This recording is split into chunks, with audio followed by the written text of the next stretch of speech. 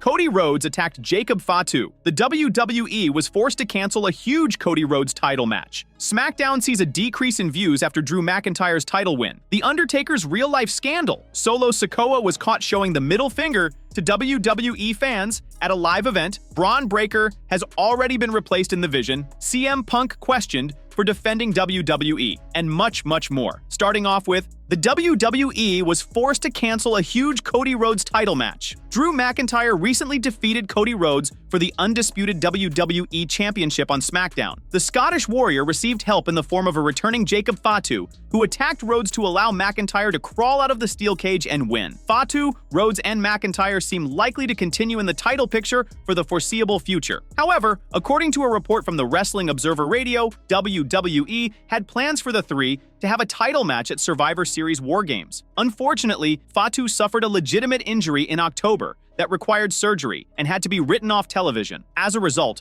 the singles feud between McIntyre and Rhodes was brought forward and seemingly concluded when the Scottish Warrior dethroned Rhodes to finally win the WWE title. With WrestleMania 42 just a few months away, a triple threat match could be in the works for the show of shows this year. However, it remains to be seen how the creative team will book the title feud for the grandest stage of them all this year. As mentioned, Fatu made a surprise return during the main event of SmackDown last week. On Instagram, Fatu broke his silence for the first time since SmackDown last week by uploading a video of him training. "All gas, no brakes with it. Sit back and enjoy the ride with all y'all nosy A," wrote Fatu. Fatu has been medically cleared to compete and could make his return to the ring soon. It remains to be seen when we will be able to see the Samoan werewolf back in action again. Cody Rhodes' wife Brandi makes a huge family decision. WWE superstar. Cody Rhodes is highly protective of his family. The American Nightmare was furious when Drew McIntyre attacked him on his tour bus, since it was a second home for his family. Now, his wife Brandi Rhodes has also made a big decision, showing the same suit. Taking to X, the former WWE ring announcer posted a tweet saying that the people on the internet weirded her out by using snippets of her posts. She specifically pointed out how even the pictures of her kids were being misused. As a result, the 42-year-old has announced that she will never upload images of her children. "It really weirds me out when people use a post for my business and repurpose the video to debate over my tiny baby, but that's the internet, I guess. And people wonder why some public folks refuse to show their children. I get it now, and I think I'm on that train going forward." Several fans agreed with Brandi Rhodes' sentiment. They even pointed out how dangerous people can be on the internet, especially in an era where even a novice can create elaborate deepfakes using AI.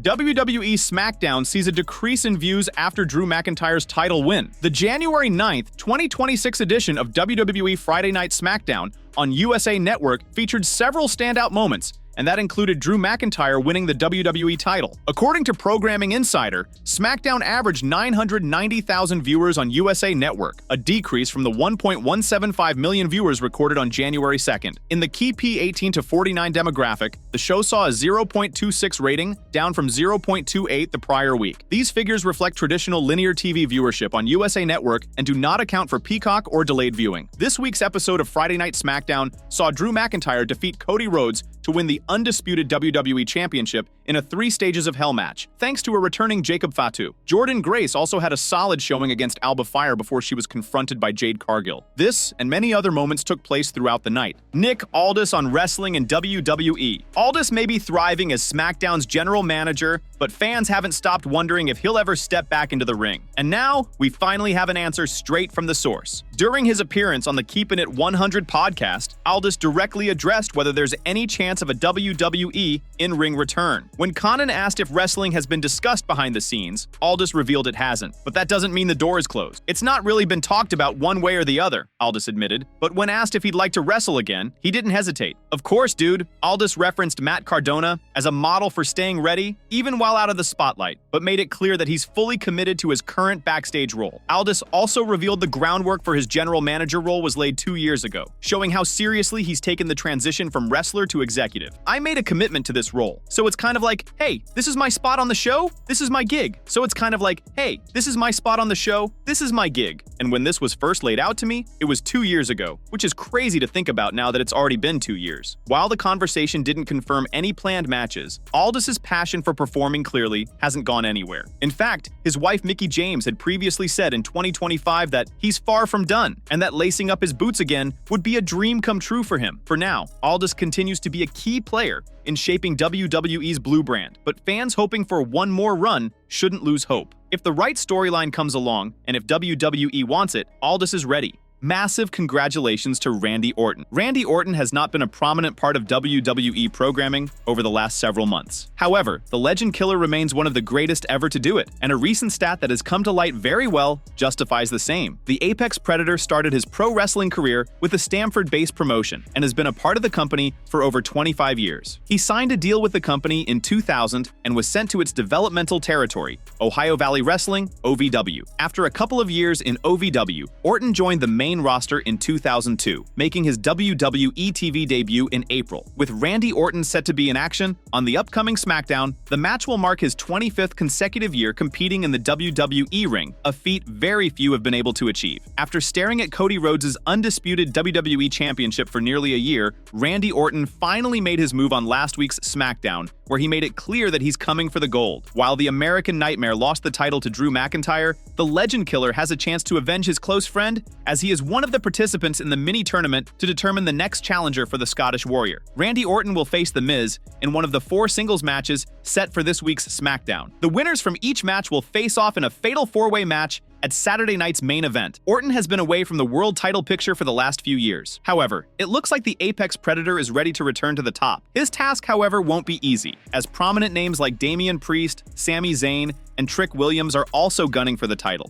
The Undertaker's real-life scandal. A real-life scandal behind The Undertaker's cemetery vignettes in WWE has been revealed. After the dead man made his debut in the promotion, his character took a life of its own and got over for being eerie and unpredictable. A big part of his gimmick involved filming various vignettes early in his career, with some of them coming right from a cemetery in Stamford. Bruce Pritchard, who was heavily involved with these shoots, recently revealed a disturbing truth related to it. During an appearance on 6 Feet Under with The Undertaker, the longtime WWE executive talked about the Phenom's early years in the company. He recalled shooting the vignettes, which Taker wasn't a fan of. Pritchard then revealed that after a shoot, his assistant showed him the front page of a Stamford newspaper revealing the crimes connected to the cemetery. That cemetery, either after that shoot, shortly thereafter, my assistant came in and showed me the front page of the Stamford newspaper. That cemetery had been accused of stacking bodies, and they found them. And this guy would dig holes for us. He would let us go on mausoleums, everything. Pritchard added that they would stack the bodies, and once the family left, they would take out the headstone and sell it to another family. They would just stack, and then once they knew the family was gone, they'd get rid of that headstone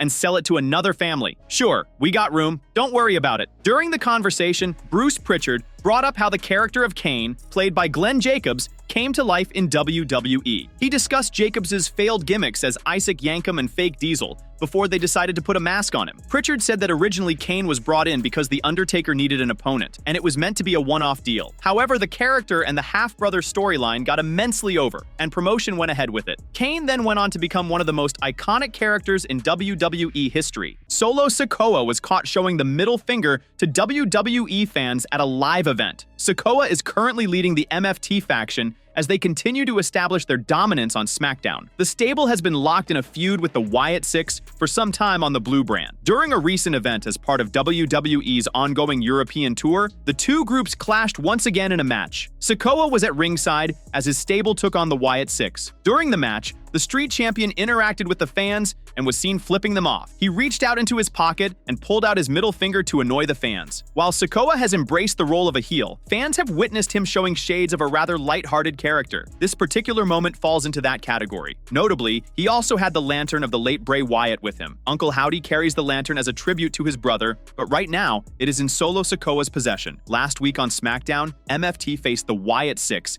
in an 8-person tag team match. The match saw both factions put on some great action, with Eric Rowan's showdown against Talatonga a highlight. The Wyatt Six then looked in control after Uncle Howdy entered the match and started cleaning house. With the win in his sight, he was distracted by Solo Sikoa, who stole the Wyatt family lantern and teased Howdy from the aisle. This allowed MFT to take advantage, and Tama Tonga swooped in and finished Howdy off with his cutthroat finisher for the pinfall victory. Now, it remains to be seen how WWE books this storyline further, with Sikoa holding the lantern and the Wyatt Six attempting to get it back.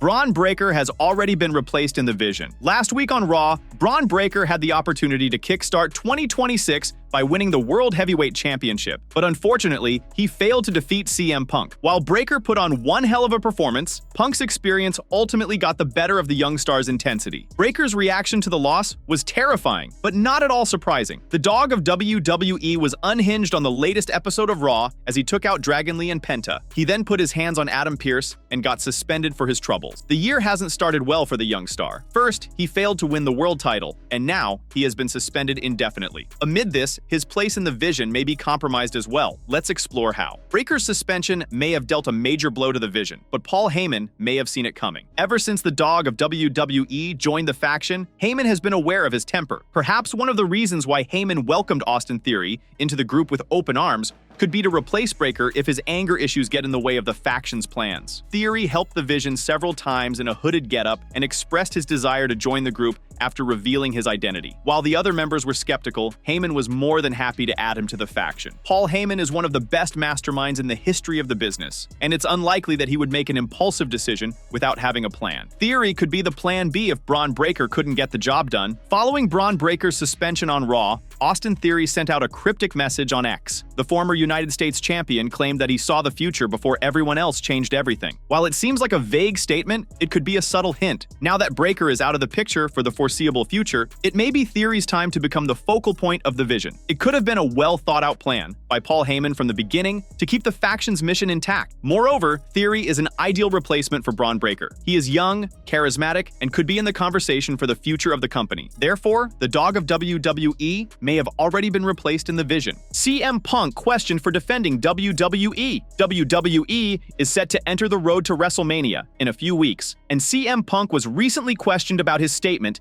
and his defense of the product. The veteran in question is Vince Russo. Earlier this month, CM Punk was interviewed on My Mom's Basement, and the Second City Saint commented on the mental state of online fans and their unrealistic expectations from the weekly product based on rumors and speculations from journalists. Speaking on Vince Russo's The Brand, the former writer for the Stamford-based promotion reacted to Punk's recent statements and questioned the World Heavyweight Champion for defending the product. In this instance, Russo brought up Adam Pearce hyping up the first edition of Raw in 2026 with a Chris Jericho tease. While reports have stated the tease was not for Y2J, Russo pointed out the company often tends to falsely advertise surprises or a return on their shows and premium live events, only to underdeliver on their promise. Does CM Punk understand that Adam Pearce teased the walls coming down? They teased Chris Jericho. The company teased Chris Jericho, knowing damn well Jericho wasn't going to be there on the show. What kind of feedback do you expect? Russo said. CM Punk got the opportunity to fulfill his long-standing wish list twice when he was able to hold championship gold in the Stamford-based promotion following his return to the company. The Second City Saint entered 2026 as the World Heavyweight Champion and defended it successfully against the Vision's Bron Breakker. On the recent edition of WWE Raw, the straight-edge superstar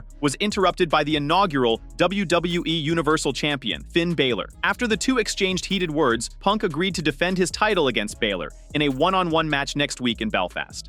Cody Rhodes attacked Jacob Fatu. Drew McIntyre's undisputed WWE Championship win wasn't just about rewarding a top star. It was a calculated piece of a long game centered around Roman Reigns and Cody Rhodes. According to Self-Made Pro during a recent Self-Made Sessions, the current WrestleMania 42 direction, including the Cody Rhodes loss and Jacob Fatu's return, is all part of a larger creative strategy being pushed behind the scenes to reshape the main event scene without relying on a part-time babyface champion. I'll tell you guys what I know and what I was told about the entire situation, about the title scene, about what's going on at Mania, about what's happening in between, and why it's happening the way it's happening, he began. Because folks, what I'm going to describe to you guys later is called the Roman Reigns game. Despite reports from Wrestling Observer that WWE may have scrapped Cody Rhodes versus Roman Reigns for WrestleMania, Self-Made noted that Cody is still very much in the mix. I still expect Cody to face Roman, he said. Now, it's still a very, very complicated situation. It's a very political situation. He explained that Triple H is personally invested in making sure Cody eventually beats Roman. Originally, plans were far more straightforward. Cody was expected to hold the title until WrestleMania 42, where Roman would return to defeat him, but WWE began to reconsider the optics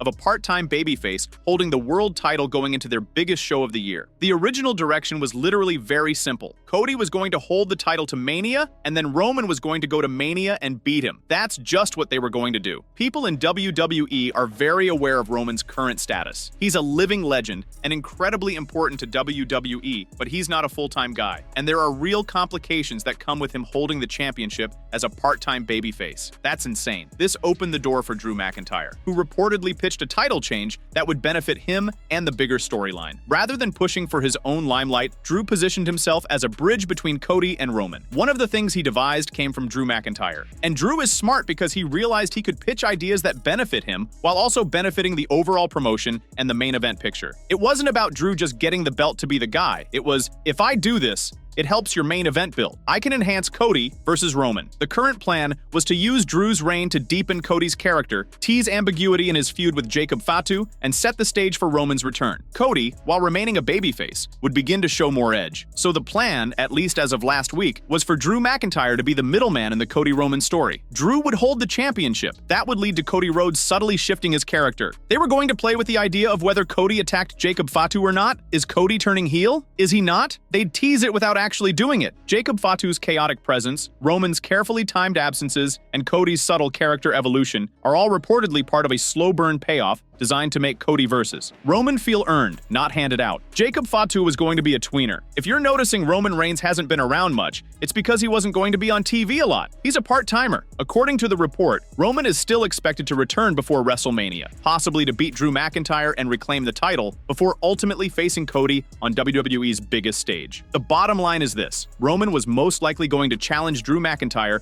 and beat him at some point, and then go on to face a more conflicted, challenged Cody Rhodes at WrestleMania. That's what Paul was trying to pull off here, and that's how you play the Roman Reigns game. The title change wasn't random, and it wasn't just about Drew. It was about re-engineering the road to WrestleMania to make the final payoff between Cody and Roman that much more meaningful.